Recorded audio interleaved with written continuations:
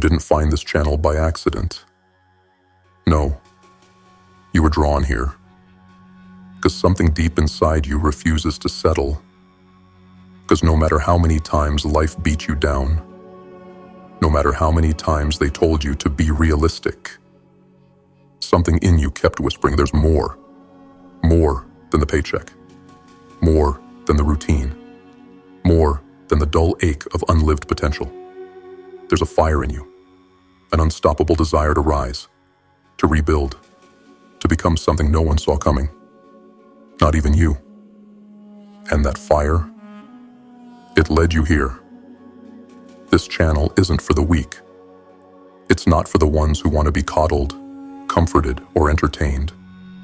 It's for warriors, for builders, for the misfits who'd rather be hated for their success than loved for their compliance. Thousands of people have found this channel at the exact moment they were ready to change. And they've used these words, this fire, to recommit to their highest potential, to reclaim their identity, to start over with blood in their mouth and purpose in their eyes. You are not alone, but you are different. You're not like the others. You never were. So if you're here to play small, stop now. But if you're here to make war on mediocrity, if you're ready to think, to act, to break the chains around your mind, then lock in. Because what you're about to hear could rip you out of the 95% for good. 95% of people will never realize their true potential. Not because the world is unfair. Not because they were born into bad circumstances. Not because they weren't talented, smart, or capable, but because they made one fatal mistake. They followed the crowd. They didn't question. They didn't rebel. They didn't choose. They just drifted. From school to work to weekends to retirement. Never once stopping to ask, is this path even mine? They lived on default mode. And default is death in slow motion. They are not villains. They are not evil. But they are asleep. And if you don't wake up now, you will become one of them. Because conformity is the slowest form of suicide. It doesn't kill your body. It kills your potential. And make no mistake, the world doesn't need another quiet, agreeable, obedient cog. The world needs someone who can think, someone who can act, someone who dares to refuse the script. So tell me, are you ready to burn the script? Step 1. The lie of the majority. There's a cruel illusion running this world, and most don't even see it. It starts early. You're taught to raise your hand for permission. You're rewarded for sitting still, staying quiet, and thinking like everyone else. You're told to fit in, blend, comply, and so you do. You follow the system. You nod when they nod. You believe what they believe, and you think that's how it's supposed to be. Because surely, if the majority agrees, it must be right. Right. Wrong. The majority is almost always wrong. Not because they're evil, but because they stopped questioning. They take the easy answers. They pick the path with the least resistance. And they do it together, which makes it feel safer, even if it's slowly killing them inside. History has shown us, repeatedly, how dangerous the herd truly is. The majority once cheered for the execution of philosophers. They bowed to tyrants. They enslaved others in the name of order. They exiled visionaries and burned truth-tellers alive. They've always hated what they didn't understand. And you? If you're thinking differently, if you're rising, if you're choosing your own path, they will hate you too. Why? Because when you stop following the crowd, you become a mirror. And that mirror reflects everything they gave up on. The crowd doesn't evolve. It copies. It reacts. It consumes. It's not powered by wisdom. It's powered by fear. Fear of rejection, fear of failure, fear of standing alone. So they keep marching, in perfect sync, straight off the cliff. And the more you walk with them, the more their fears become yours. The more your originality gets buried under their approval. The more your dreams become whispers, until they vanish completely. You don't even notice it happening. You say things like, "I'll do it someday. I just need to wait a little longer. I don't want to rock the boat." But someday never comes. And that boat, it's already sinking. Until one morning, you wake up next to someone you don't love, working a job you don't believe in, living in a place you never chose, dreading every sunrise like it's a punishment instead of a promise. You look in the mirror, and you don't recognize the person staring back. Because the truth finally hits you like a cold wind to the chest. You followed the crowd, and the crowd was lost the entire time. If you want to escape the 95%, it starts here, with the awareness that most people are not your example. They are your warning. Do not follow them. Do not trust the system just because it has structure. Do not admire the herd just because it's loud. And never confuse popularity with truth. Greatness demands you step away from the mob. It demands that you walk alone first, so that you can later lead with strength. Yes, the crowd will call you crazy. They'll say you're arrogant. They'll mock your ambition. But that's only because your freedom reminds them of their chains. Let them talk. Because while they're busy repeating each other's mistakes, you'll be building a life worth remembering. This is how it starts. Step 1 is recognizing the lie, that the majority is not your compass. It's your cage. Break free. Step 2, the cost of drifting. If the first lie is believing the crowd is right, the second is believing you can follow them and still end up somewhere different. No, you don't rise by accident. You don't become powerful by chance. You don't build a life of meaning while living like a leaf in the wind. You either choose your direction or you drift into someone else's. And drifting, it's the slowest, most seductive form of self-destruction. Because it doesn't look dangerous. It looks comfortable, predictable, safe. You clock in, you pay your bills, you keep your head down, you follow the script, and nothing explodes. But that's the trap. Nothing explodes. Because nothing ignites. No passion, no purpose, no war inside your chest screaming for something greater. Just routines, just autopilot. Just 1,000 quiet compromises that, over time, erase the person you were meant to be. You tell yourself you're doing your best. But deep down, you feel it. The hollow ache that grows when you know you're not where you're supposed to be. When your days start blending together. When your goals become memories. When your thoughts turn into noise because your soul has been silenced. That's what drifting does. It kills without violence. It buries you without dirt. It numbs you until mediocrity feels normal. Until being alive no longer feels alive. And worst of all, you get used to it. You convince yourself this is what adulthood looks like. That the dream was childish. That passion is a luxury. That building something meaningful just isn't realistic. But here's the truth. It's not that life broke you. It's that you stopped steering. And let's be clear. Drifting isn't just a lack of action. It's a lack of intention. You can be busy. You can be productive. You can be the hardest worker in the room and still be drifting. Because motion means nothing without direction. You can climb a ladder your whole life, only to find it was leaning against the wrong wall. Every time you delay your calling, every time you ignore that voice inside, every time you let someone else decide your next move, you hand over the wheel. And the further you drift, the harder it becomes to remember who you were before you started playing small. But if you're hearing this now, you haven't drifted too far. There's still time. But you must stop everything and reclaim the wheel.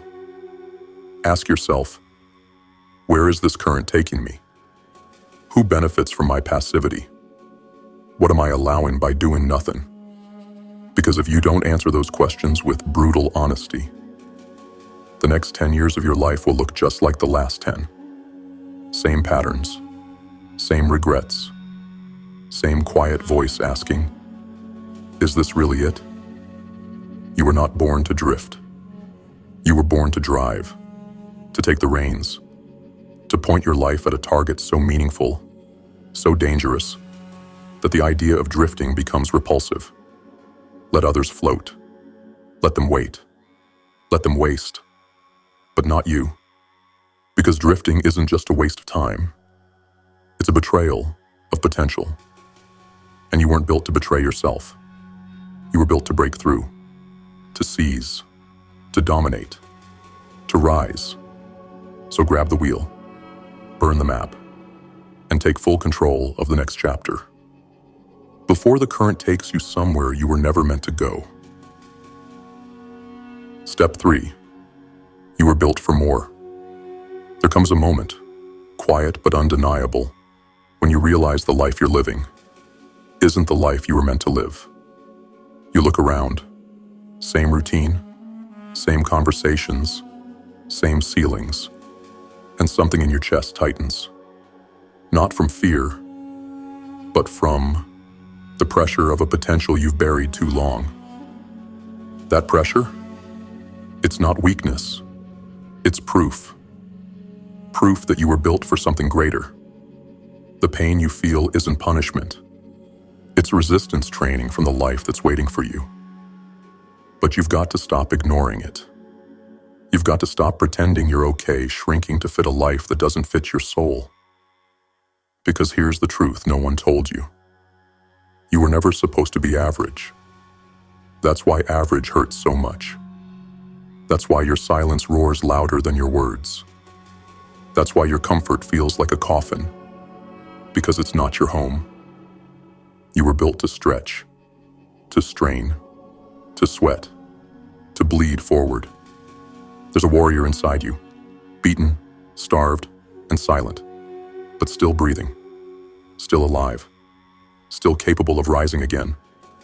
You were born with the ability to bend reality, to think and act with such clarity and power that the world reshapes itself in your image. But somewhere along the way, that power was buried under routines, responsibilities, rules that were never meant to apply to you. So now the world tells you to be realistic, to be patient, to be grateful.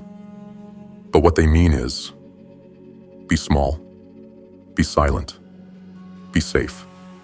And you've tried, haven't you? You've tried to be what they wanted, tried to dim your light so others wouldn't feel insecure, tried to shrink your hunger so it wouldn't scare the ones who gave up on their own. But the truth is, you were never built to obey. You were built to create. You want to know why the grind feels empty? Why your motivation fades?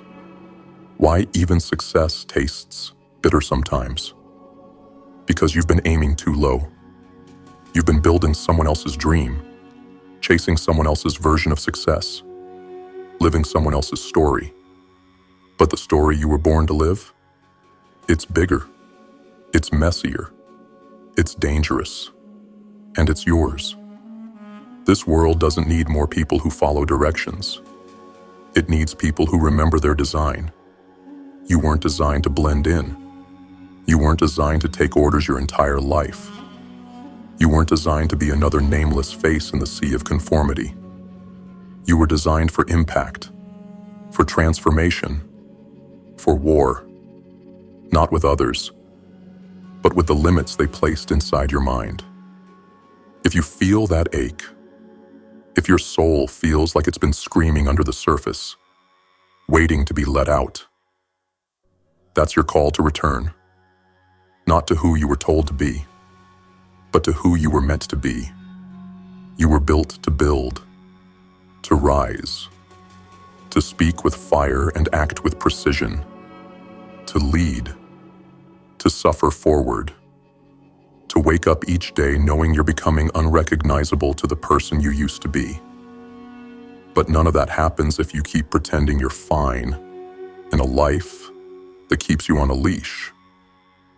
So cut the leash, because you weren't built for the 95%. You were built to walk alone, so that others could follow your example. And the longer you deny that, the louder the pain will grow. This is your call to war, not out there, in here. Because once you rise on the inside, the world outside never stands a chance. Step 4. Reclaiming your mind. You will never master your life until you master your mind. And right now, whether you realize it or not, your mind has been hijacked. Hijacked by the media you consume, hijacked by the voices of the weak, hijacked by generational trauma, broken belief systems, and the noise of a world that profits from your confusion. You've been trained to think like a pawn, to obey without question, to crave validation, to worship comfort, to chase pleasure like its purpose. But you weren't born with those thoughts. They were installed. You absorbed them through repetition, through tired teachers, broken systems, mindless entertainment, and inherited fear. And now, you're trapped in a mental operating system that was never designed for your greatness. If you're tired of drifting, tired of being reactive instead of intentional, then step 1 is this: reclaim your mind. Because right now, your mind is not yours. It's a reflection of the 95%, the doubters, the quitters, the ones who gave up on themselves and now make a living convincing others to do the same. You must go to war with that programming. This isn't about positive thinking. This isn't about feel-good affirmations. This is about rewiring your reality from the inside out. Every thought you allow becomes a belief. Every belief you entertain becomes a standard. And every standard you accept becomes your life. So ask yourself, who built your thoughts? Who gave you your beliefs? And do they deserve to dictate your future? Because let's be clear, the battlefield isn't out there. It's between your ears. And if you don't take control of your mind, someone else will. They'll sell you lies, tell you to be realistic, convince you that success is for someone else. And the worst part, you'll believe them. Not because they're right, but because you never took the time to build your own truth. You accepted the hand-me-down opinions of the herd, and now you're living in a mental prison built by cowards. But that ends today. You can't break free externally until you break free internally.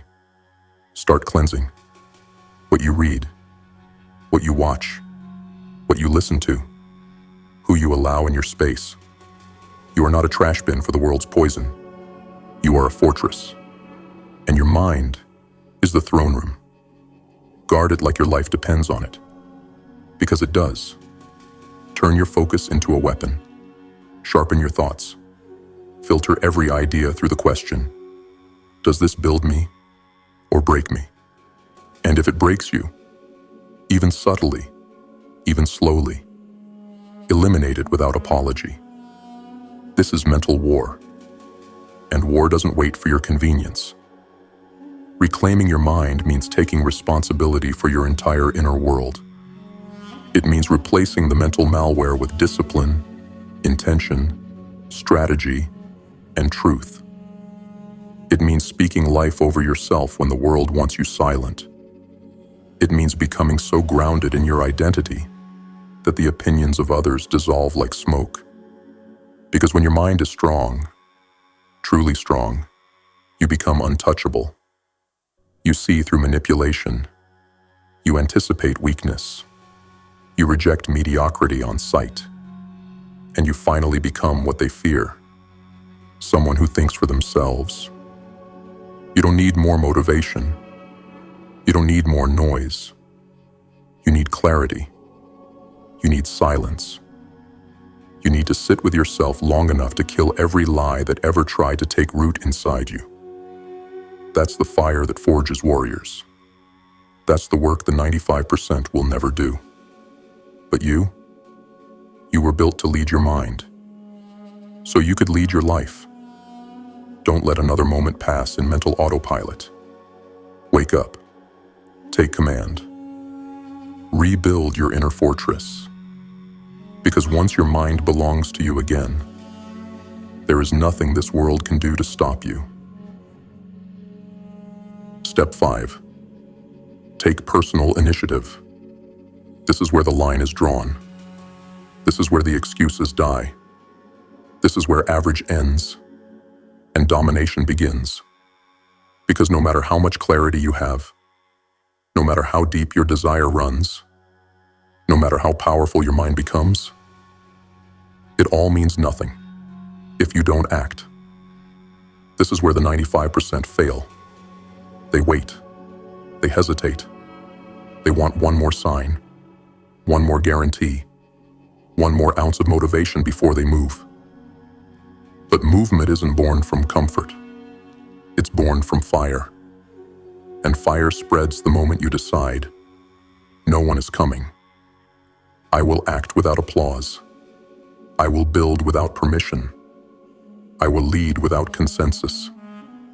Most people drift because they've never realized this one truth. You are the only rescue plan. There's no savior coming. No mentor is going to knock on your door. No magical opportunity is going to appear out of thin air. Life isn't going to reward you for potential. It's going to reward you for initiative, for what you start, for what you push, for what you finish when everyone else quits halfway through. Taking personal initiative means you stop waiting for motivation, and you start becoming unreasonably accountable for your outcome. It means you move even when it's inconvenient, even when it's lonely, even when the voices in your head whisper, "You're not ready." Because guess what? You'll never feel ready. Readiness is a lie. Comfort tells you to keep you average. Action is the antidote. You want to separate from the 95%? Then make this law. If it needs to be done, I do it. Now no debate, no delay, no drama. Take the shot, send the message, show up to the gym, write the plan, speak the truth, make the move, even when your hands shake, even when you're full of doubt. Because greatness is not born from certainty. It's born from courage in the fog. And here's the secret. Every action you take without hesitation, every decision you make with discipline, every step you take when no one's watching, that's you building momentum. And momentum is lethal. Because once it builds, once you've stacked enough forward movement, the gravity of mediocrity can't pull you back. You become unreachable to the person you used to be. But it has to start small. You think greatness begins with one massive event? No. It begins with the things the 95% ignore. Waking up without hitting snooze. Showing up when no one else does. Saying no to things that break your alignment. Saying yes to pain that sharpens you. It's not sexy. It's not flashy. But it's yours. And the more you build it, the less you need motivation, because you become something else, a force that moves regardless of feeling, a weapon, a builder, a storm. That's personal initiative. It's not just action, it's identity. It's the declaration: I will no longer be a victim of inaction. I will no longer wait for clarity. I create clarity through motion. This is the turning point. The difference between the drifter and the commander, between the observer and the leader, between the forgotten and the unforgettable. You want power? Initiate. You want respect? Initiate. You want freedom? Initiate. This world owes you nothing, but it will yield to the one who moves with fire and builds without fear. Because in the end, it's not talent, it's not luck, it's not strategy, it's action. Relentless, unshakable, decisive action. And those who take it own everything. Step 6. Be intentional, not accidental. There are two types of people in this world: those who design their life and those who default into one. Most never realize which one they are until it's too late. Because accidental living is quiet, it's subtle, it disguises itself as normal. It looks like staying busy, but going nowhere. It sounds like I'm fine when everything inside is breaking. It feels like control, but in truth, you're just drifting through someone else's blueprint. And that's the danger. You think you're living, but you're just reacting. Reacting to emails, to bills, to trends, to pressure, to fear. There's no map, no vision, no fire, just motion. But motion is not direction, and busyness is not purpose. If you want to break free from the 95%, you must become ruthlessly intentional. Every thought, every move, every breath. There must be a reason behind it. What do you wake up for? What do you build for? What do you say no to? Because you've already said yes to your mission. If you don't know the answer, then life will fill in the blanks for you. And I promise you, it won't be with things that strengthen you. It will be filled with distractions, addictions, relationships, and obligations that slowly steal your edge. Because accidental living is seductive. You'll get just enough pleasure to stay numb, just enough applause to keep performing, just enough progress to avoid panic. But you will never taste fulfillment, and you will never build legacy. Intentionality is the gatekeeper of power. It's what separates the creator from the consumer, the predator from the prey, the architect from the employee. You want to lead your life? Then you must be obsessed with alignment. Ask yourself, does this habit align with who I'm becoming? Does this person sharpen me or soften me? Does this choice reinforce my mission or pull me from it? If the answer is unclear, the answer is no. Cut it. Now, because the cost of one small misalignment, when repeated, is a life lived completely off course. And by the time you realize it, you'll have wasted the one gift you were given: time. Here's the truth. Nothing in your life will improve until you design it to. No relationship, no bank account, no health, no freedom, no internal fire. Everything good, everything worth having, is the result of intentional effort stacked over time. That means you don't leave your energy to chance. You don't leave your direction up to emotion. And you never let outside noise dictate inner purpose. You become a strategist, a tactician, a sovereign force. Wake up with purpose. Work with precision. Rest with peace. Move like your every step is carving the future into stone. Because it is. You are either building a life by design or by default. And no one gets to escape that law. Being intentional doesn't mean you know every step.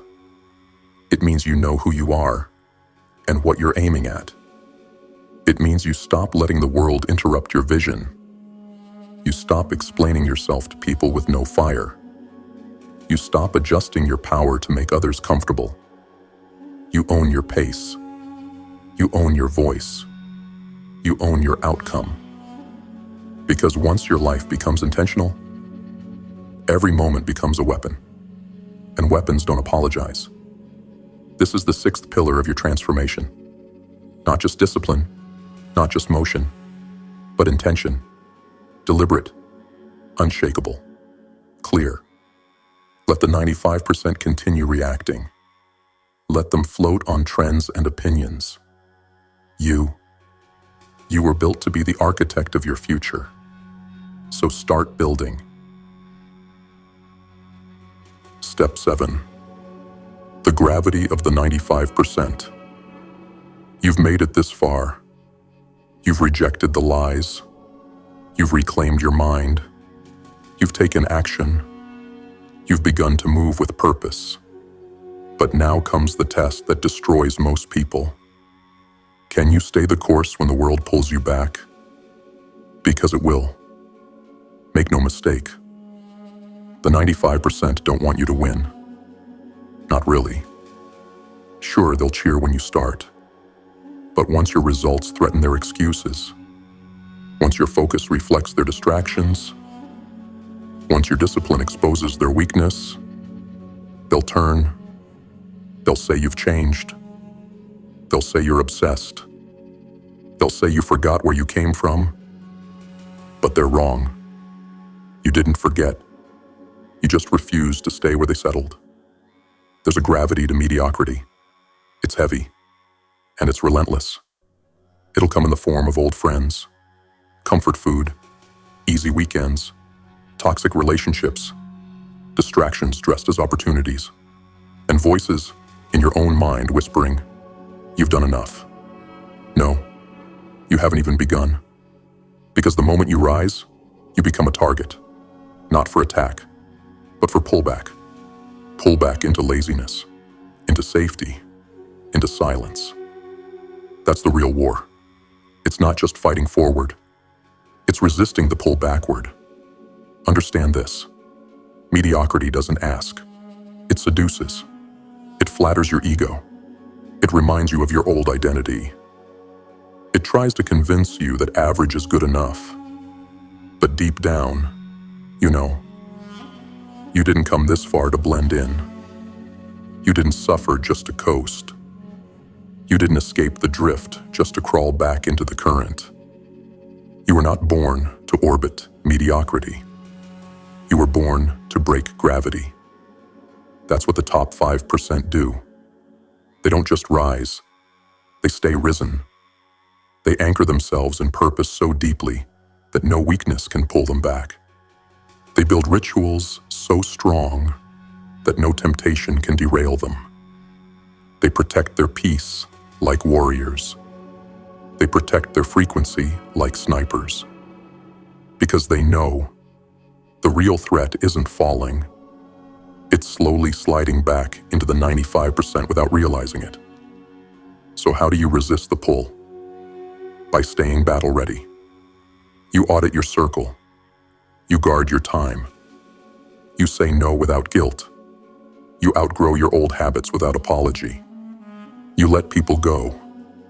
You let comfort die. You cut anything that dulls your edge, even if it once felt like home. Because you've outgrown the version of you who settled.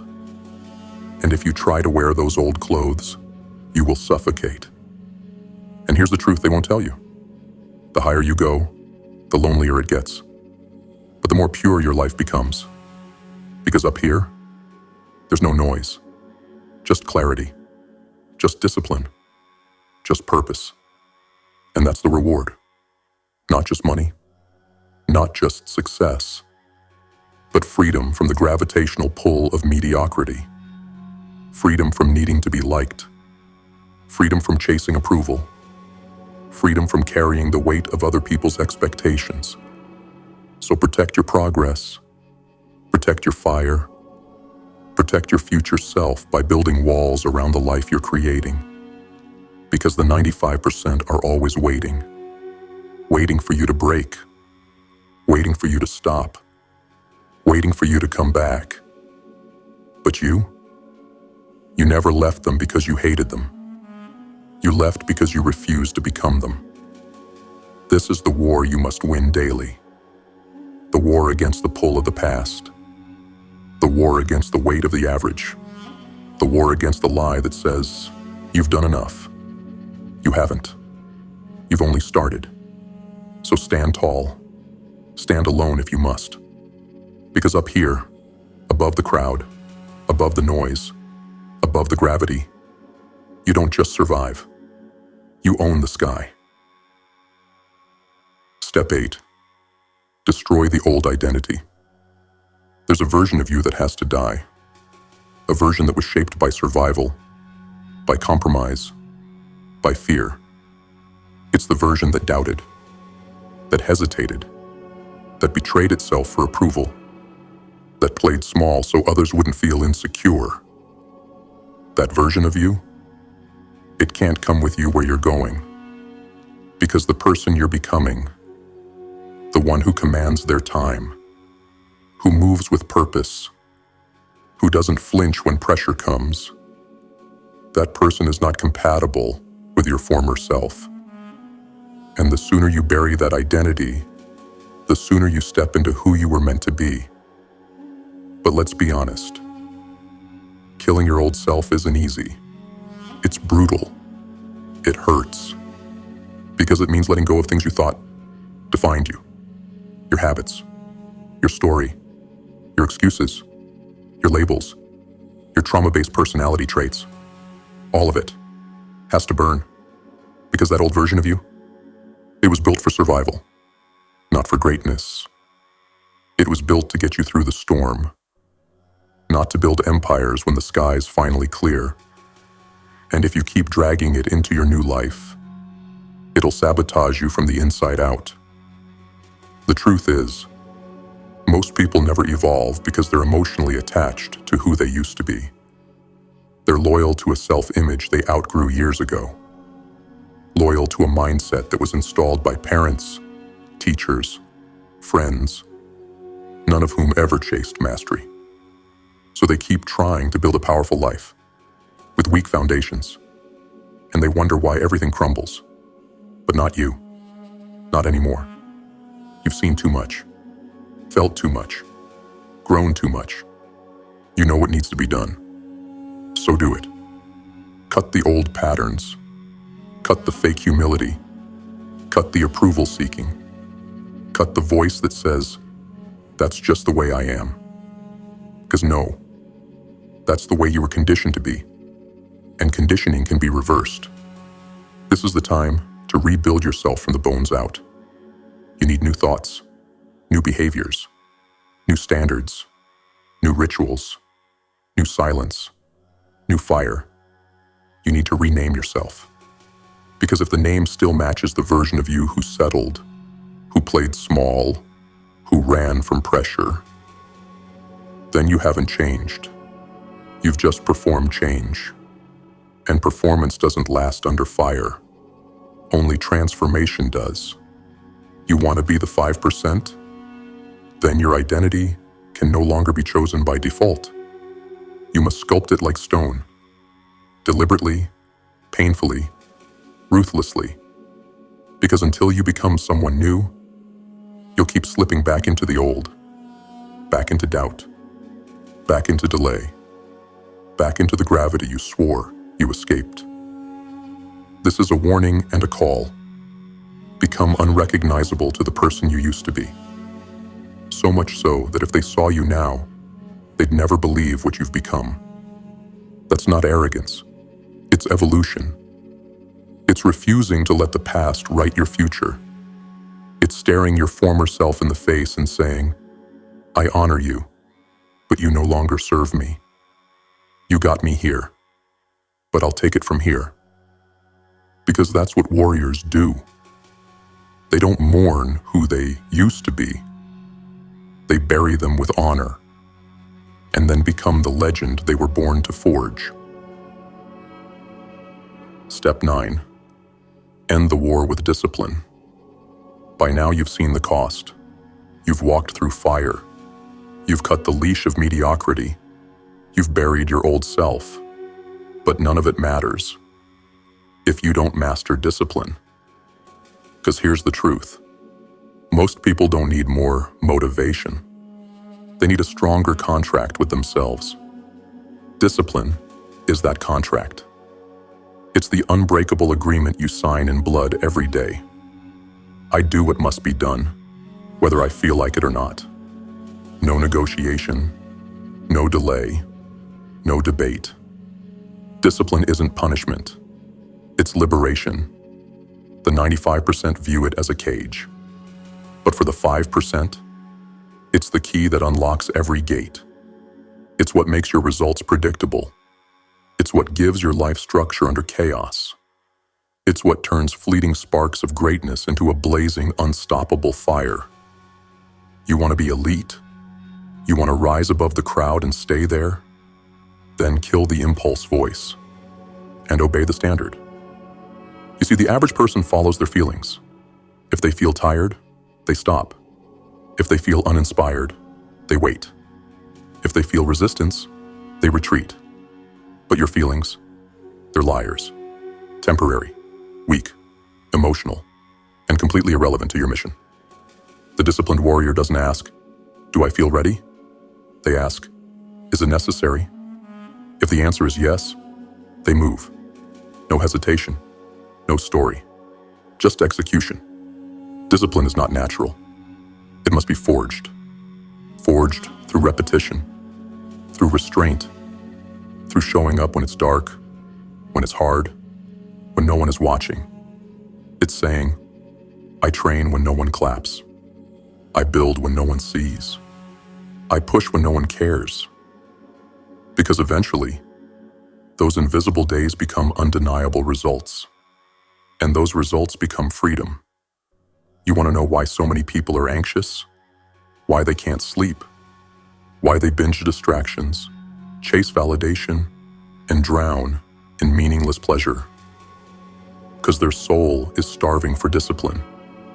They are out of alignment, out of control, out of integrity. But when you live disciplined, when your actions reflect your values, when your habits reflect your destiny, you gain peace. Not the peace that comes from quiet, but the peace that comes from conquest. The peace that says, I did what needed to be done. I didn't flinch. I didn't fail myself. That's the peace the 95% will never know, because they spend their lives ruled by comfort, chasing quick hits, betraying themselves minute by minute. But you were built to lead yourself, to master your urges, to command your state, to move when it hurts, to build when you're broken, to rise when it's impossible. That's discipline. And discipline is your final sword. Understand this. Your legacy won't be determined by what you dreamed. It will be determined by what you repeated. Your mind won't believe you until you prove yourself. Daily. Your destiny won't unlock until your patterns become unshakable. So choose your rituals.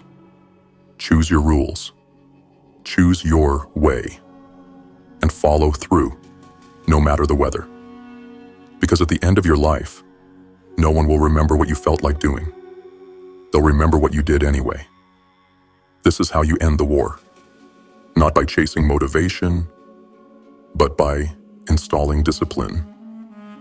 Not for a week. Not until it's hard, but for life.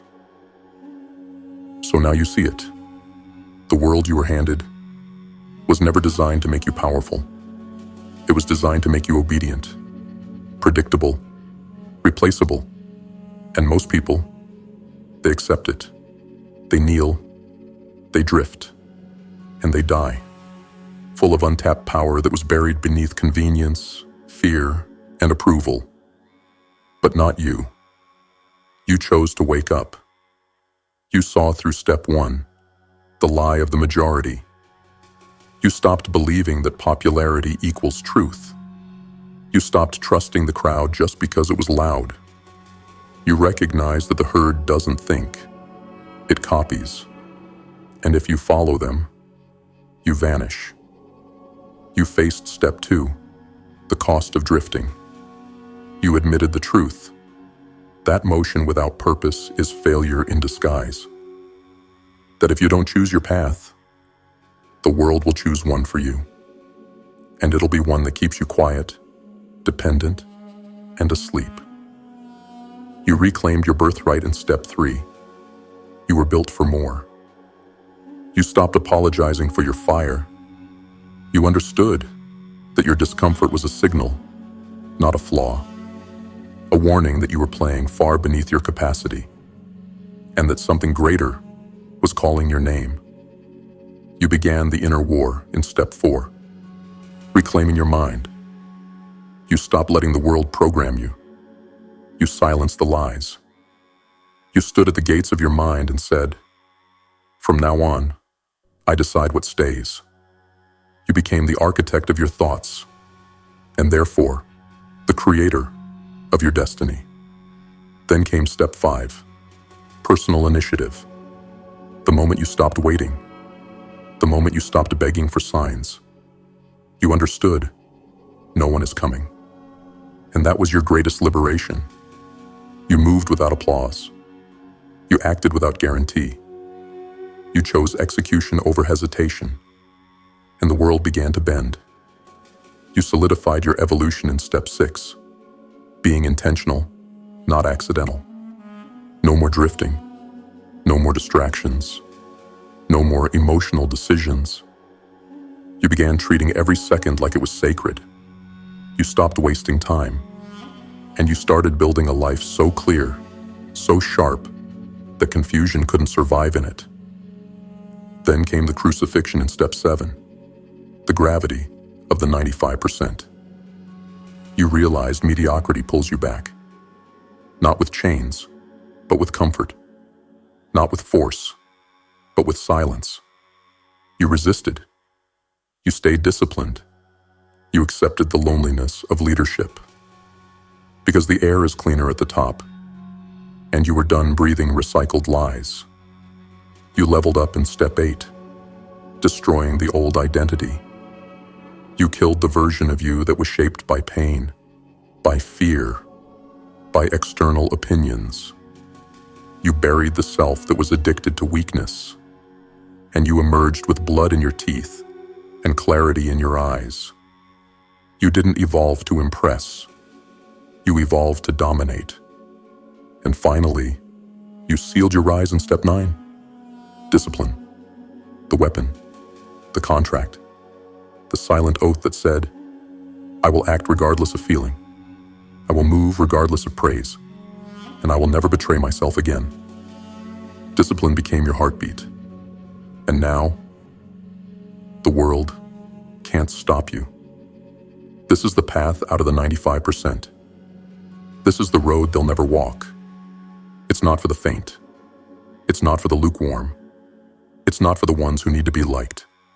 It's for you, the one who burned the script, the one who chose pain over permission, the one who gave up comfort to gain clarity. You didn't just wake up, you rose. And now that you've seen what's possible, never go back.